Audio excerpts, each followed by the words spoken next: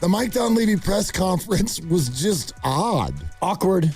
What was your reaction to it? My reaction was it's just a little bit awkward. And at times he says things that turn out to maybe not be true. Draymond Green was never formally offered in a trade. Okay, formally is a little bit of a nuanced word in that. But then he comes out in the press conference yesterday, and I think that he was a little bit too free-flowing. Like, Steph Curry, well, it's up to him. Boy, I hope he can play 43 games. It just felt a little bit, I guess, awkward is the word I'd use. It just felt like there were things that were butting heads with each other. You know, like, okay, for example, here's Mike Dunleavy, who is responding to the idea of run it back, which is a phrase that a lot of the fans don't like.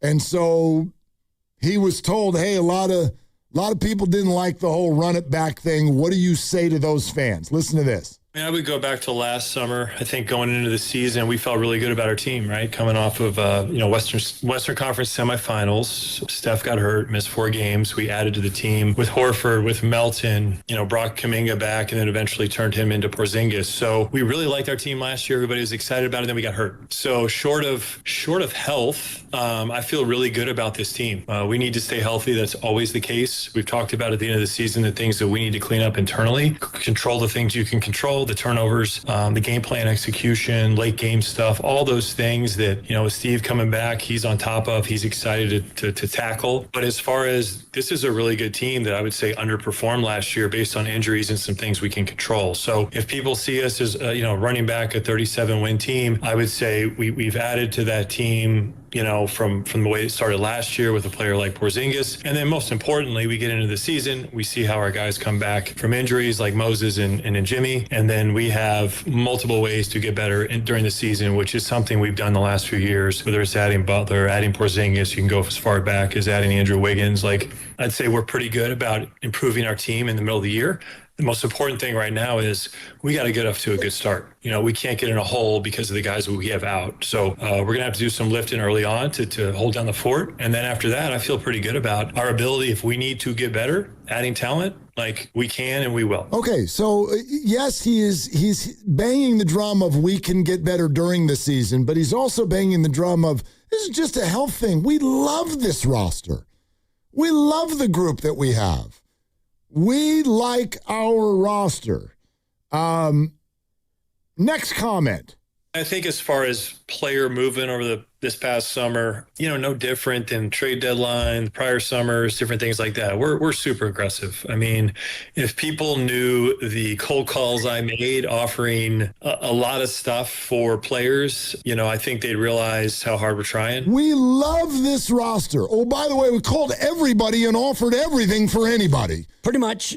And I know that's not what he said. I'm being, I'm facetious. A little exaggeration here, but it felt like there was a lot of different messages coming out of yesterday. Some of them didn't match up with one another. And I do think that the messaging is complicated because you can love the roster, and you should, because free agency is basically over. I know some players are still out there. I don't think that Kuminga has signed, for example. Maybe now the Lakers have been sold. Maybe they can up their offer to Kuminga and he becomes a Laker. But basically the offseason is over. So as a GM, I hope you love your team because this is most likely going to be your team. But at the same time, like you mentioned, if you're out there cold calling teams, you have no idea how much we were out there, which basically tells me you were shopping a lot of picks, a lot of players, everything not named Steph Curry.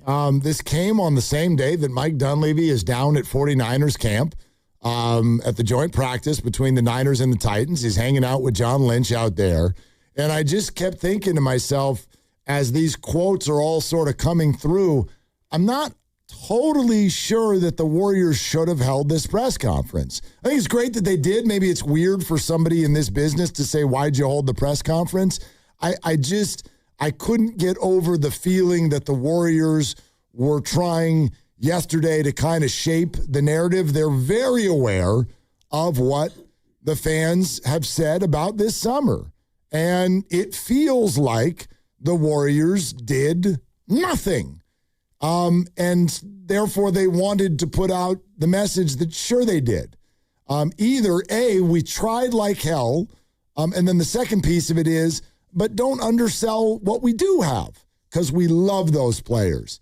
And I think it's very, very difficult to pitch those two messages at the same time. We love our players and tried like hell to get rid of a lot of them. And again, I'm pushing this a little bit, right. But I'm telling you how I think that's going to land with the fans. And it's the nature of the business where you can love your team, but also want to go out there and try to upgrade. And I'm just kind of stuck on the whole idea of cold calling, where that feels to me like you canvass the entire league and maybe even leagues in Europe and abroad, and you're just trying to see what's out there and see if you can make some sort of a move. And you can also love your roster while still be cold calling. But I'm just kind of struck by the thing that he said about health, because last year we got derailed by injuries, and he's right. And so Jimmy Butler will not play 60 games this year. Moody won't play 60. Curry, he's not sure if he'll play more than the 43. And so as you go down the roster, like, the availability is the number one ability, and this team is not trending toward having your core 8 guys play 70 games. Greg Cosell's still an hour away. If you want to weigh in, 888-957-9570 on, as a fan, how this all landed with you. Now let's talk about Curry. Okay, this hit me.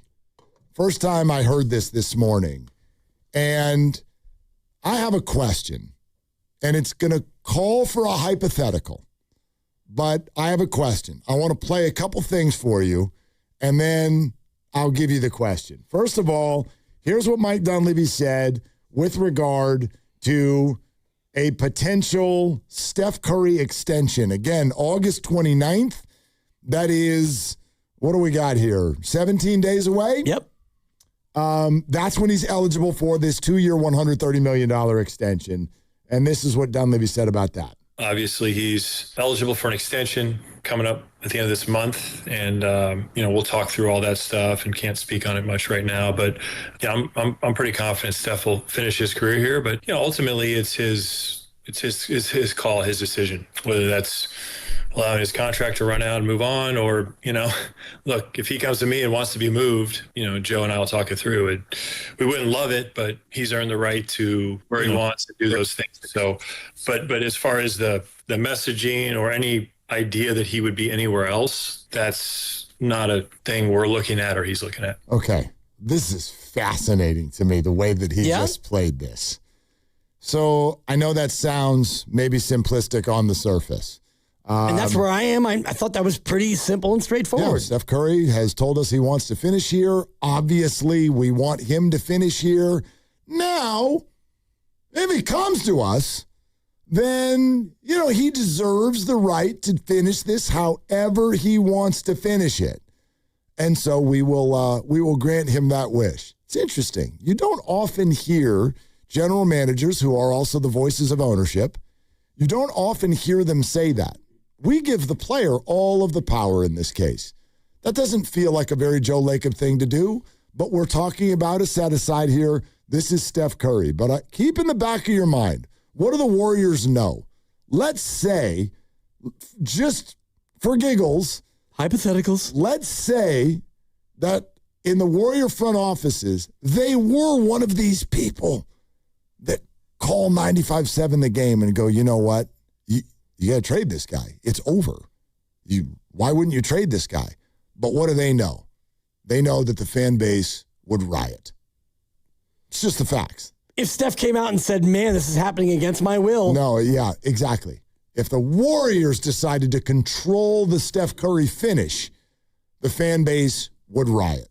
So they accurately hand the keys over to Steph, but then pair that with his answer about Steph Curry's health and what they're expecting there. So listen to this with regard to the knee problem for Steph. With the knee, other injuries, and then his age, it's definitely something we have to manage. My hope would be he plays more than 43 games last year. I hope he plays more than that this year. We expect that, but you can't, you take nothing for granted. So it's on the radar. It's something we have to be mindful of, and this thing's delicate. It's delicate for him, but it's delicate for the rest of the guys on our team. Injuries move a lot of the needles in this league in terms of success and who wins and who loses, and you can't run from that. It is what it is, and we got to do our best to try and stay healthy, build depth, and hope for the best. That does not sound like he's talking about someone around whom they would like to build. Well, just the start of that where, he's got the knees and other injuries and age. Like, if I can just give you a quick 3-piece rat-a-tat-tat on Steph, he's got runner's knee, he's had other injuries, and he's old. He's getting old. He's going to be 39. But, hey, he makes the call. It's all up to Steph. In other words, if we do trade Steph Curry, it's going to be because he came to us and said, I want to try this somewhere else. It won't be because we're afraid he won't play 43 games, knees, ankles, age. It'll be because of Steph. Is it possible, here's my question, that the Warriors are playing a passive-aggressive game here? It is possible, absolutely. And the concept would be the Warriors know that Steph Curry being the centerpiece of a team that competes at a high level is probably very over. But they also know from a public relations standpoint, there ain't a damn thing they can or should do about it. So they will continue to say, you want an extension, you get an extension. You want to finish here, you get to finish here. Now, if you don't want to finish here, we'll let you not finish here. Right. Because you've earned that. Are in control, not us. We're just the puppets. You are the arm. And so you control this whole thing. Meantime, what did they do this offseason? Boy, I made tons of cold calls. Didn't do anything. Kept the optionality. Right. They have that. Right. Like, does it make sense that they kicked the can down the road on someone who is about to turn 39 years old? In other words, the Warriors, is it possible that even they are open to doing this differently over the next couple of years because they know that that's actually the quickest way back to competition? And also, it might be a spot where Steph Curry wants to go out there and still compete for a title, and you don't really have that construct. And as you were laying that out and hearing Mike Dunleavy, it struck me that Steph Curry's not said 1 more year, 2 more years. It might be 3 more years. It might be even more. It might be none.